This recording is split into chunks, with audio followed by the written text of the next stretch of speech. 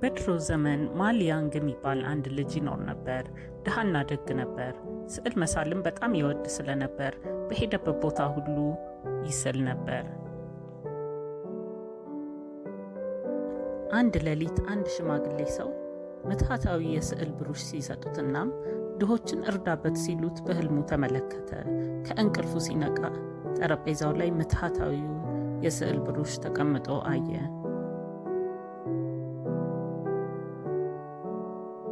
ከዛን ጊዜ ጀምሮ ድሆችን ባየ ቁጥር በስዕል ብሩሹ መርዳት ጀመረ። የሚጠጡት ውሃ የሌላቸውን ሰዎች ሲያይ የወንዝ ስዕል ይስልና ወንዙ ወደ እውነተኛ ወንዝነት ይቀየራል።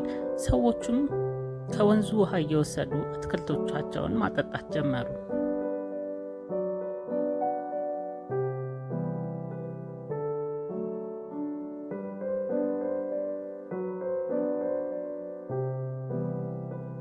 ቤተሰቦቻቸውን ለመመገብ የሚጣጣሩ ታታሪ ገበሬዎችን ሲያይ ተጨማሪ ምግቦችን በመሳል ገበሬዎችን ረዳቸው። በአጭር ጊዜ ውስጥ ብዙ ሕዝብ ስለ ምትሃታዊ የስዕል ብሩሽ ሰማ። በማሊያንግ ደግነትም በጣም ደስተኛ ሆነ። ነገር ግን በመንደር ውስጥ የሚኖር አንድ ሀብታም ሰው በክፋት ከልጁ ምትሃታዊውን ብሩሽ ለመስረቅና ይበልጥ ሀብታም ለመሆን ፈለገ። ስለዚህም አገልጋዮቹን ወደ ማሊያንግ ቤት ሄደው ብሩሽ እንዲሰርቁ አዘዘ።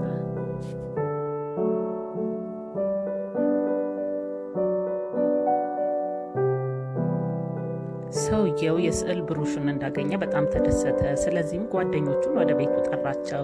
ስዕል እየሳለ ሊያስደምማቸው ፈለገ። ብዙ ስዕሎችን ሳለ፣ ግን አንዳቸውም ወደ እውነተኛ ነገር ሊቀየሩ አልቻሉም። የስዕል ብሩሹ ባለመስራቱ በጣም ተናደደ። ስለዚህም ሰዎች ማሊያንግን ይዘው እንዲመጡ አዘዘ።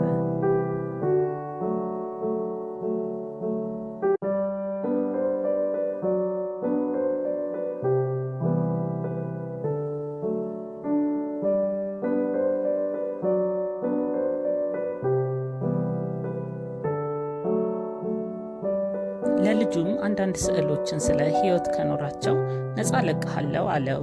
ማሊያንግ መጥፎውን ሰው ሊረዳው አልፈለገም ነበር፣ ግን አንድ ሐሳብ መጣለት። ለመጥፎ ሰው ምን እንድስልልህ ትፈልጋለህ አለው። ሰውየውም አንድ የወርቅ ተራራ ሳልልኝ፣ እዛ ሄጄ ወርቅ መሰብሰብ ፈልጋለሁ አለው። ልጁ ግን መጀመሪያ ባህር ሳለ። ሀብታሙ ሰው ተናደደ። ለምንድነው ባህር የምትስለው? በል በፍጥነት የወርቁን ተራራ ሳል አለው።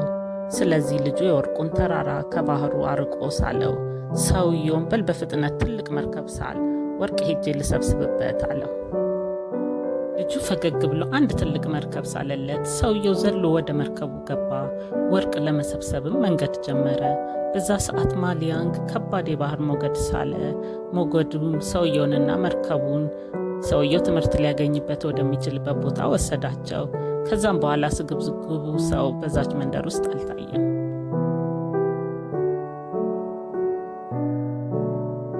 ከዛም በኋላ ልጁ ከቤተሰቡ ጋር በሰላም መኖር ጀመረ። ድሆችንም እንደ በፊቱ መርዳት ጀመረ።